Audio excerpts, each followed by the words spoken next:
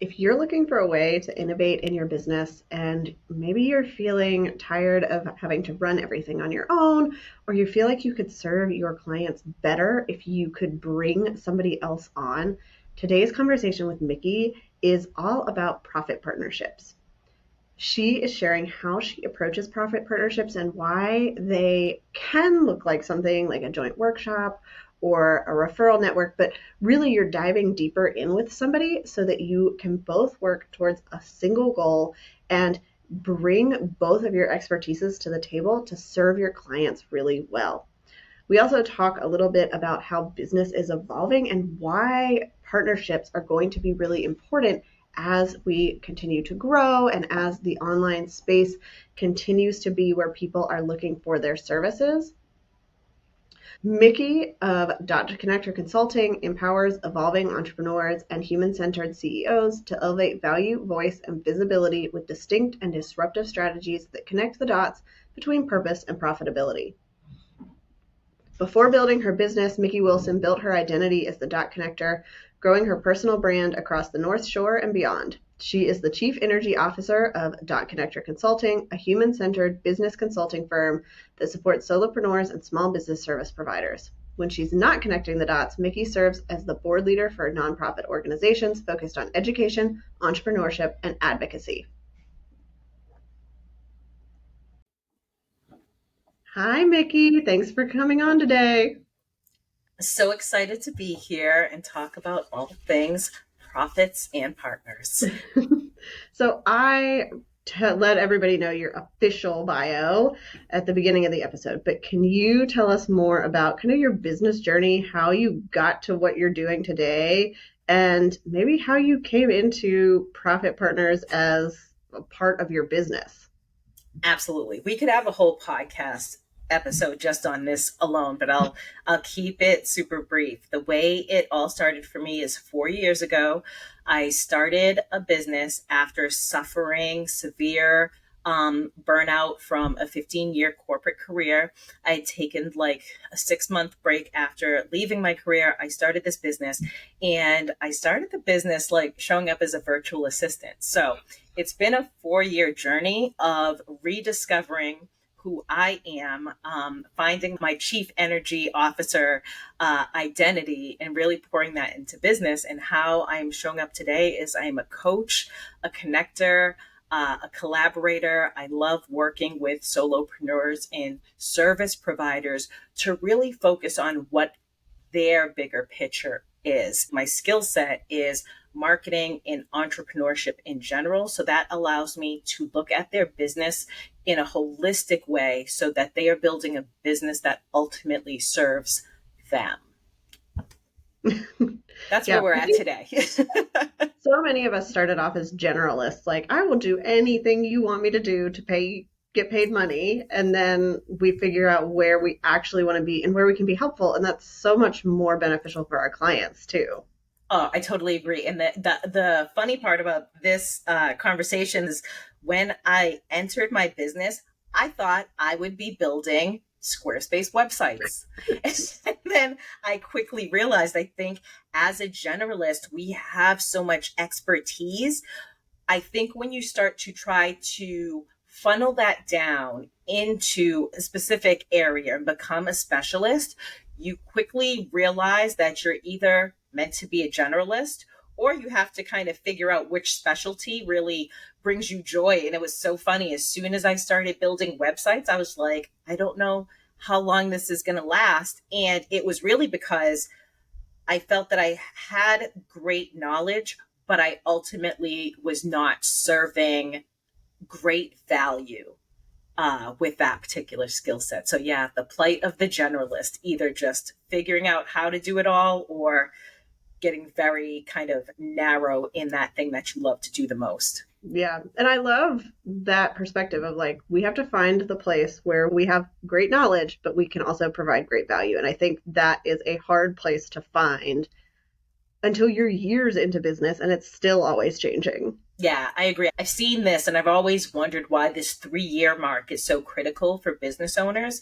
And I think that it's truly like going to college in a sense in your own business. You need time And that time generally seems to average out to 3 to 4 years to figure out who you are inside of your business and to make sure that you're building a business that you actually like to wake up and go to every day. And I think that generally takes us about 3 to 4 years. But then what also happens, right, is we get into a period of like, all right, well, I really need to make this business work now. Like playtime's over. I need to Yeah. really make this business work now. And then we start to get stressed if we feel like we haven't figured it out yet. So I love my coaching style is allowing my clients to play in possibility while really looking at profitability. And that's kind of like, it sounds like it's not possible, but through we get there somehow. There's a lot of ways to the finish line, as I like to say. Yeah. Everybody talks about, most businesses won't make it to 1 year, but I think that 3 year mark is hard. And for a lot of people that started their business in 2020, like we're hitting that 3 year mark. And this is where it's rubber meets the road. We've got to either do it or we've got to let go and find something else. It's a good point. Sustainability, right? I think sustainability starts to creep in. Like the first 3 years can feel really fun if you're in like a peak. A lot of people were profitable during the pandemic because they were very flexible in being able to provide their genius from the comforts of their home. But now, as we're starting to see, I think there's a lot of shifts in our external environment, but as we're starting to see the world shift into, again, this not really so much a new norm, but this new idea of like, life is different, but we're going to go back outside into it. And how do we deal with that? We're seeing an economy that's a little bit tougher for all of us, whether we have been profitable over the last year or whether we've been struggling with profitability. Things just cost more. Decisions are a little harder to make. So yeah, I think that we're all in a period of sitting back and saying, okay, so what's next? If it hasn't been working, how do I get it to work? And if it has been working, but all of a sudden it stopped working, that's scary too. How do we all come together? Partnerpreneurship found me, let's say. So this concept, I started seeing it around, but this concept of people working together for the benefit of people, I think that has been around. But as I teach my students marketing and entrepreneurship, it's very clear that there's a shift happening that we're living through of 20th century business moving to 21st century business. So it's less about profitability being the priority, but people being the priority. But then also having faith that if you put people first, profits do then follow. And so, yeah, it's just, I won't lie, like 20 years from now, it'll be interesting to look back on this period of time and just say, wow, we survived that wave. I think even for good times, right? We've seen the 6 and 7 figure entrepreneurs, even that was not easy achieving that. We just kind of always, it's always relative, right? We're always comparing ourselves where somebody else is at. Absolutely. And I mean, this whole little series has been talking about innovation. And I think that is what is going to make businesses survive and thrive is, are you willing to innovate? Are you willing to try new things? And I love that like you're approaching that from a people first standpoint and doing these partnerships. And that's how you found for your business and for other people's business and the people you're serving. Like it's all this big kind of connecting point where you are making it work and you're willing to try out different things. Yeah, I've always been a person, I don't encourage this, but some of my high achiever friends out here will hear me when I say this, but I've always been the person that kind of builds the plane as it's flying, totally calm and telling all my passengers, we're going to land this thing. Don't worry, because as a visionary, you always have the bigger picture in the back of your mind. But for people that really thrive on having their short-term goals set out in front of them so that they can get to that bigger goal that they sometimes can't see, it can be very scary hopping on a plane with no front wheels or the front wheels aren't working.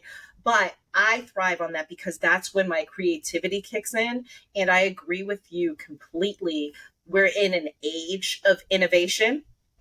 And I believe that partnerships whether you're co-creating, collaborating, or actually going into a more official strategic partnership, this is where innovation is born, because until you get two geniuses in a room talking together and they have two different skill sets, then it's like they develop this baby product or this baby service that nobody's offered yet. So it's been really fun. And I've seen some of that happening within, our online sphere, and I've been part of that. I used to say this about marketing: can we just make marketing like fun again? Because I worked with so many people. Marketing can be very painful if you don't have a plan, right? But I would encourage people, like, what do you love about marketing? What feels fun to you?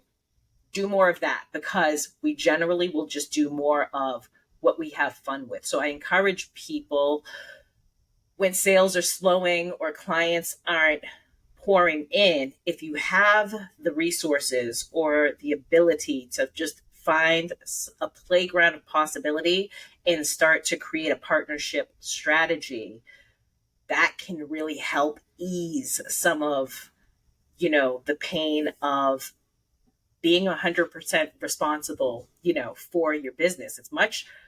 Business is much more fun when you can share resources. You have somebody that you can share some risk with, or like bounce your ideas off of. And it's a less siloed way of working, especially for solopreneurs, because sometimes we just don't get a chance to get out of the box as much as we'd like to. Yeah. So today we're talking about what you've kind of coined as profit partnerships. So can you explain what those are so people understand kind of how they're different from some of the relationships we've thought of as partnerships in the past? Yeah, I've really been living and breathing this. So profit partners, profit partnerships, this whole concept really started for me as a connector.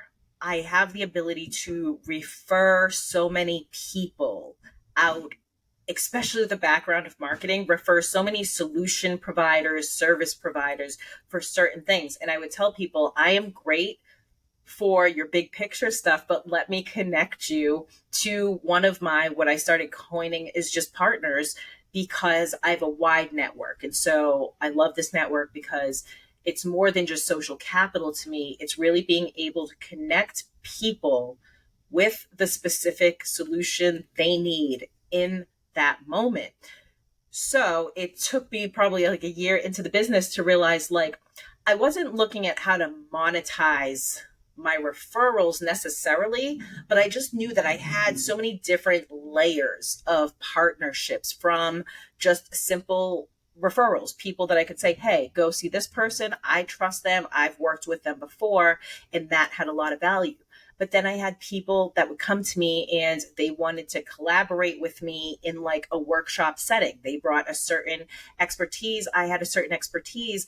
I started noticing that they were happy to come to me because I had no problem doing, like, not the majority of the work, but I would just get things done quickly. That would make them feel so much better. And they were like, I just want to be paid like $100 or whatever their value was for the service they were providing. And I was like, oh, I like working like with my friends. That feels fun.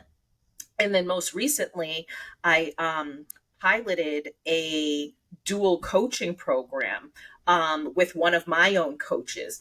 And the specific need there was really realizing that marketing and sales could be paired, so that entrepreneurs didn't have to pay two different people and apply two different methods. So profit partnerships was really born out of seeing that there was incredible value in working with people instead of viewing them as competition, in a sense. And when you're a marketing generalist, it's like everybody could seem like competition at any given moment.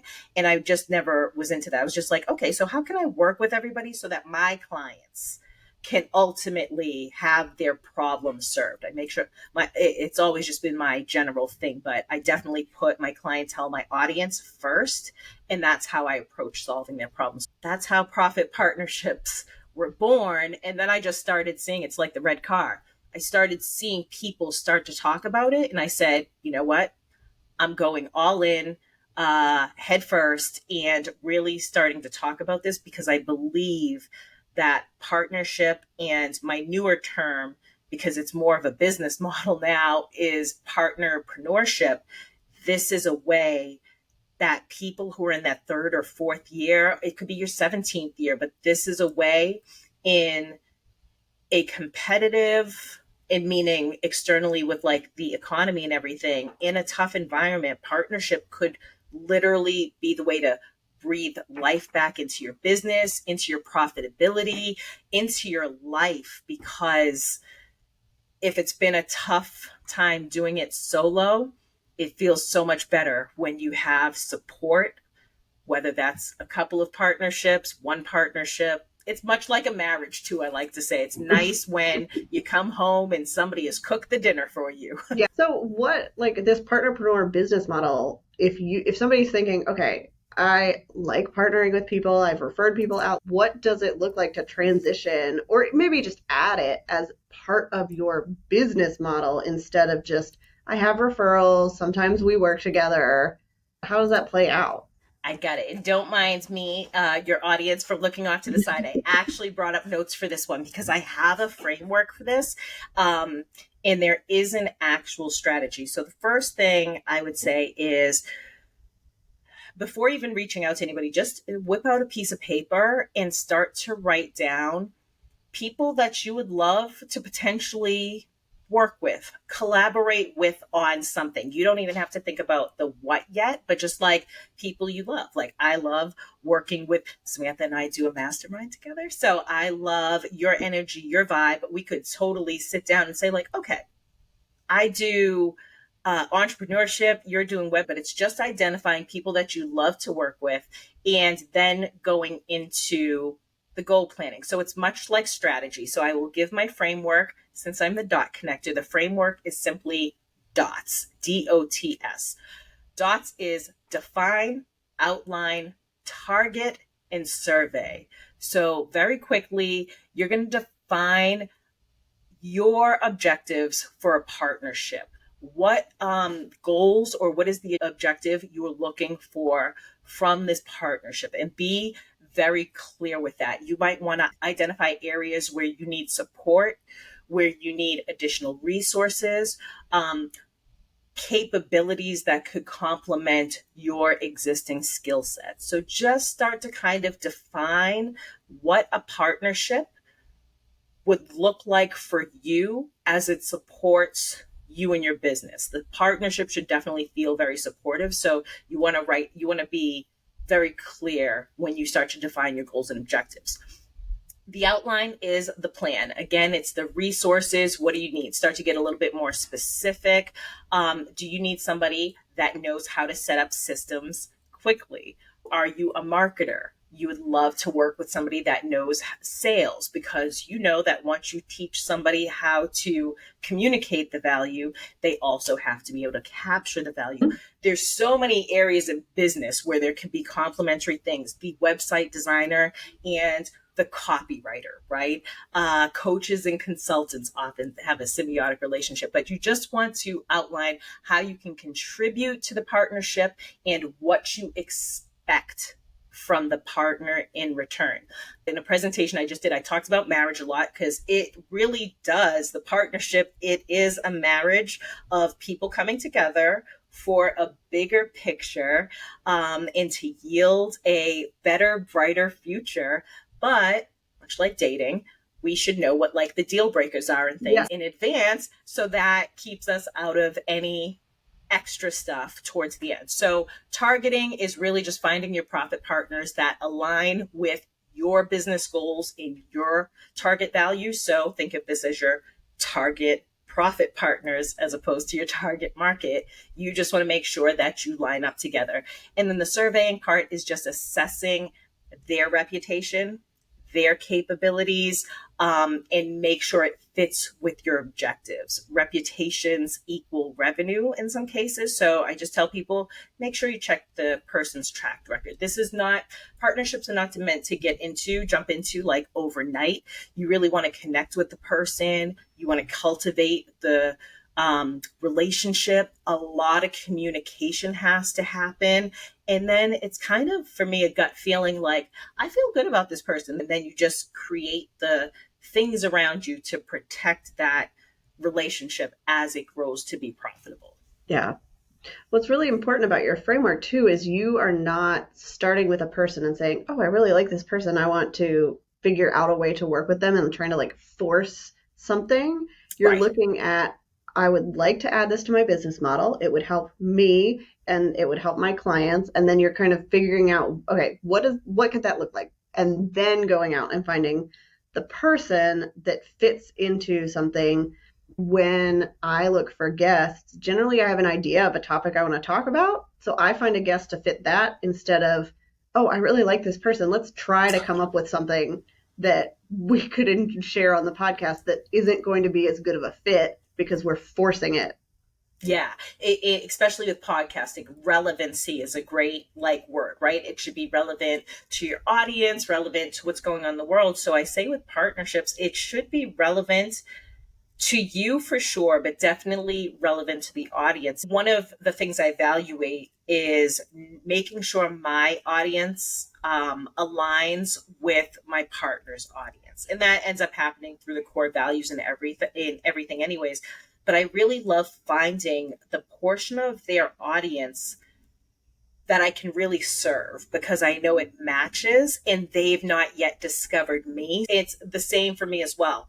My audience, I know what their problems are, so I know other areas they can be served into. In doing all the outlining and creating your strategy, I would say one of the most important factors, besides, checking the track record, clear communication, you really want to make sure that the audiences match. They don't have to be the same exact audience, but there's going to be this subsection, this gray area where they come together and there's some crossover in there.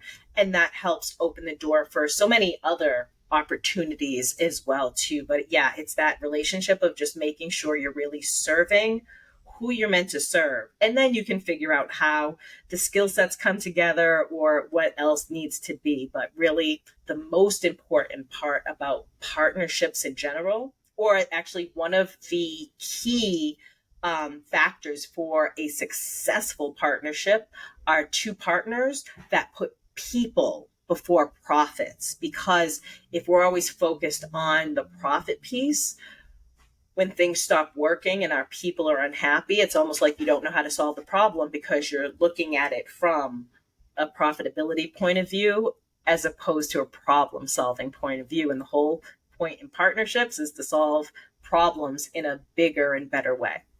Yeah. So if somebody's listening and they're like, okay, this sounds really good, but I'm worried like there are some drawbacks because this is a different way of doing business. We haven't seen a lot of that. What should they be prepared for? Like, what are some of the downsides or the traps that people fall into? We've kind of gone over this, but I'll state this again. Not being clear on why you're partnering or what the outcome of the partnership or the collaboration is. I also think one of the pitfalls is we're going to hear the word partnerships a lot and come up more and more. Collaboration, yes, but we've always known what collaboration is. So I want people to think when they hear partnerships, to think of collaborative partnerships because you're really not negotiating contracts and formalizing things until you've tested out a few things with this person.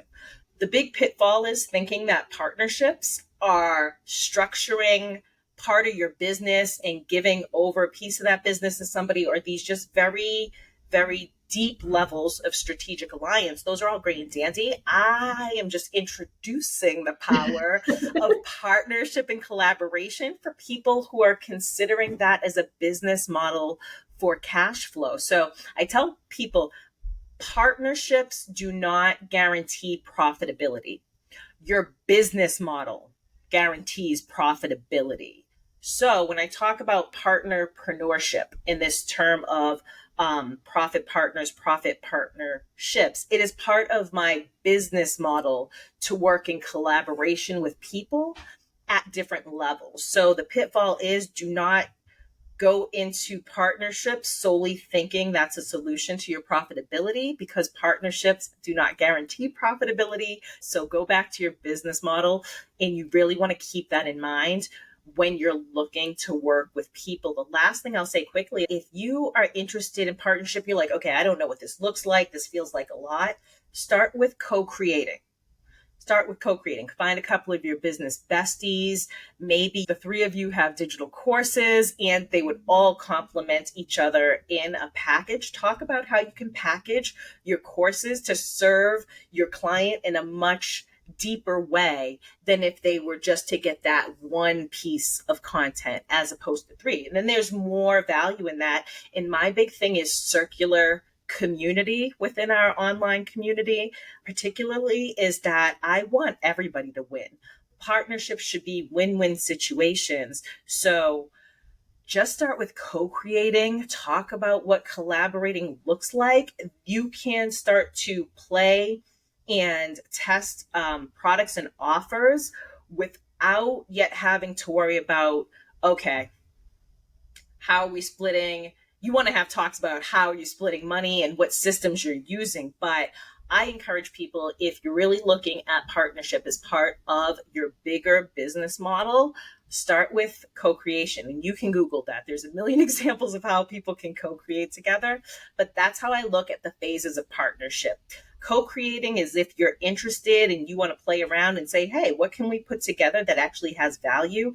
And then you test your market. You put it out there. The market will tell you, oh my God, we love this. We haven't seen anybody doing this.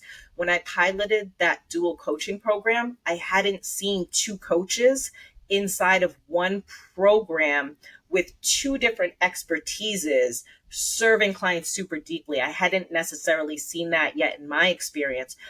As soon as I produced that, I started seeing some other people doing that. And I said, it makes sense, right? Why wouldn't you have a coaching program with two coaches if they have complementary expertises? So the process of co-creation is really just the basic way of saying, let me see if I like how this feels. Collaborating is the next step in, okay, let's sit down and let's really launch something specific together that benefits us both.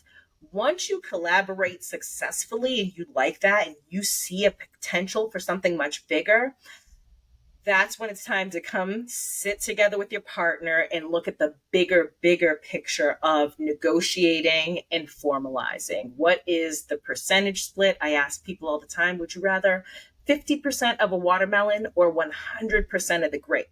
The watermelon to me represents partnership. So again, it's more value, it's bigger, it's more substantial, there's more to work with. It doesn't matter if you split the watermelon 80-20, 60-40, 50-50. It just has to feel good for both partners. Not all partners want to do 50% of the work. Some of them are like, hey, if you're happy with doing 70, I'm happy with getting 30. So it's those types of conversations.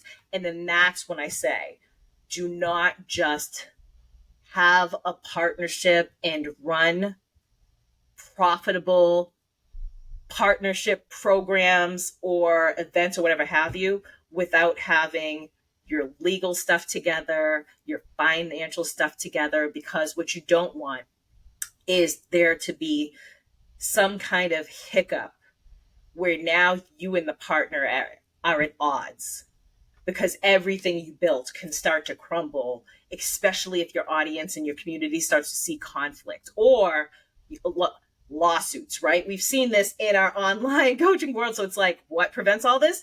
Great contracts and just making sure that we protect ourselves and the people that we work with, because it's so much easier, again, when you have open communication and you're very clear on the plan. It almost prevents conflict because there's no holes or gaps. So I say start with co-creation and then walk your way towards partnership. And I am not a legal expert, but I'm telling you, if you're thinking partnerships, find your legal contracts business bestie. And I go to her as soon as things start to get really serious. But right now I play in a playground of possibility to see what works and to see kind of what the market needs for now. So I'm really in that innovative piece. Like, how are we solving the problems of tomorrow, but developing the content and the courses and all the good things for it today? Yeah, that makes a lot of sense. And I like the idea of starting with something small. Bundle your products together, have a webinar. And like I think most people are pretty familiar with that level of collaboration, but it gives you a really good feeling of, okay, is this person going to show up? Are we going to hit the right spot in the market? Are they going to be like my high school lab partner that did none of the work and just copied my notes down? People have had so many bad experiences. It's a way to test that out before you're jumping in with 2 feet. And then you can kind of build on that and say, okay, well, this worked really well. Our audiences clearly liked it. Let's see what we can do from here. And then, of course, you've got to get your legal stuff in order. But I like that you mentioned it's not always going to be 50-50. It is up to you as partners to figure out how much work you want to do, how much value there is in what each of you is bringing. And then you've just got to lay all of that out so that if you decide to make a break for some reason, it's going to be more amicable. You can do that well. Yeah, yeah. I did not even follow the process that I've written for other people. I kind of had to learn from my own mistakes to be able to present a clear path for people to be able to write a strategy and to know what the process of engagement looks like. But I laugh, and I want to be fully transparent, is I have no contractual obligations to my partners right now. A lot of them are actually, we have some kind of pre-existing relationship, whether I have been a client of theirs or they've been a client of mine, or we are friends within the same community. But I'm starting to creep up on our dual coaching program, my partner and I, that we talked about being a business all by itself and how do we build a business around that, because then you get into your systems. It's like, okay, where's the money coming out of? Does it make sense for it to come out of Dot Connector Consulting if this program is something entirely built outside of Dot Connector Consulting? So full transparency, I'm in my area of figuring out what works for me. Because my business strategy is based off of intuition, I just have to have this natural connection with people I want to work with. And then it's kind of playing around in that co-creation and collaborating to see what we develop. One of the most recent collaborations I think I'm going to walk into is I have all this great content, but I don't build courses. I don't do video editing. I could do all these things, right? But they would take me forever and it's not my expertise. So I have two business friends that I work with. One does video editing. The other one loves putting together Kajabi courses. I have all this content. So I reached out to them and I said, hey guys, would you be interested in the three of us coming together? I have courses that I would like to develop. You have talked about maybe wanting to turn this into a service. Could we possibly come together and combine all of our expertise? I'll walk away, yes, with a product, right? My promise to them really is this is where I take what you helped me create and go out and tell people how this was created, because you're a Kajabi expert, because you're a video editing expert, and because I'm a person, an educator in real time. Let's combine these. I can quickly get tons of content out to my audience, but then I can also show my audience the power of collaboration. So that is just another example of taking service providers who have specific specialties, but then combining that with something I might need. So partnerships are profitable even when they don't produce actual revenue. So for my friends out there, please get clear also, not on what you want from the partnership, but what are you looking to gain from the partnership? Is it profits? Or is it something more? And that's when we go into the innovation again too. So there's so many different ways to partner up. You can just, I encourage people, your business besties, become clients of theirs. That's the best way to learn about their capabilities and how you feel about their client process. Barter and trade if it's within your wheelhouse to be able to do that. I will close by saying this. It really came to me when somebody said, Mikki, I'm not an entrepreneur, but I feel like I'm a person that could survive in partnership. And that really weighed on me. I think that they just don't see a business model where they have to be the person doing 100% of everything. And if that is you, the solo CEO out there, you are creating great impact and value. I would challenge you to at least play in possibility and think of, could I provide even more impact and value if I worked in tandem with someone? And that does not mean they have to own your business. That just means you can create really cool things together. Yeah. And I love that you don't have to approach this from, I'm bringing on somebody, they're going to be like, own 50% of my business and they're going to have to help me make decisions. Like, this is kind of, it's a separate thing. It's like you said, with the person you're working with, we're considering, does this become its own thing? It's not taking over either one of your businesses and what you can do and how you're going to show up and serve. And so it doesn't restrict you into only doing one type of partnership or only doing this service for everybody. You can have so much more flexibility now within your business. Like, if you just felt like you were stuck in a corner, this is all the services, I just hit a ceiling, considering being able to collaborate and have fun or just play with someone in that area of possibility, it's amazing how it will open a whole new set of doors to how you can serve people with your business. So yeah, all my fellow solopreneurs, step outside of the box, go play with your business besties. You'll create great things together. And if not, you'll still learn very valuable lessons throughout that process. I think it's so important, especially as online entrepreneurs, solopreneurs, service providers. Even just playing in the possibility allows us so much personal and professional growth. It doesn't always have to be about the profits or even solving the problem, but just seeing like what is possible inside of this business that we control. Well, because we're not inside of an organization where you're collaborating with people naturally, where you're inside each other's brains and you're like getting that back and forth. And so this is a way to do that. It's a step beyond like, okay, we're just biz besties and we Voxer each other all the time. Like, you're actually trying to do something together. And I think that can push you more than just a text message between different people.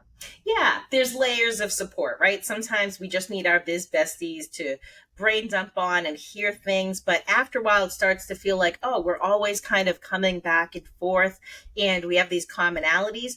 That's actually like a great cornerstone for, hey, maybe you're meant to do more together since you seem to be able to relate in all these different ways. It doesn't always, I think, have to be front facing. You can collaborate on a way that's just like, hey, I'll keep serving my skill set genius from behind the scenes. And you can go out and take all the credit, or you can go out and take all the credit and then give me my cut, or you can just pay for the thing and then go out and use it. But there's the conversations are the most important part about the collaboration, because I really think there's probably not anything we can't create. It's just, why are we creating it? Does it meet one of our goals? Is it a SMART goal, meaning like, does it match for profits? Or is it a heart goal? Just, I want to solve more of these types of problems for more people. Once you're crystal clear on that, just kind of going through the process to get to the partnership. It's like dating. Please enjoy the dating part before you actually get to the marriage part. There's so much fun in that part, but sometimes we just stay focused on the longer term partnership. Partnerships could last for 6 months. Intentionally, they could last for 60 years. The great part about being an entrepreneur is you both get to write the rules in this opportunity. Awesome. Well, thank you so much for coming and chatting about this. I know it's giving people a lot to think about and explore and innovate with. So I am excited for them to listen. Where is the best place for people to connect with you if they want to learn more, if they want to hear more from you, if they just want to see what you're up to? Absolutely. There's always two good places, and I tell people use the one that you show up on the most. Instagram at Mick Connects Dots, and I'm sure we'll throw that somewhere, but it's MIK Connects Dots. And you can DM me. I have links in my bio, all that good stuff. Otherwise, just check out dotconnectorconsulting.com because we've gone on there. We freshened up some things, but I'm going to be listing upcoming events. You can sign up for my weekly email series. If you just want to get to know me, if we've not connected before, I just reopened on my website coffee chat. So feel free to book a coffee chat with me. We can connect if you're interested about collaborating or just talking more about what partnership looks like for you. Feel free to book a chat with me. Awesome. Well, thank you so much, Mikki. Thank you. Thank you.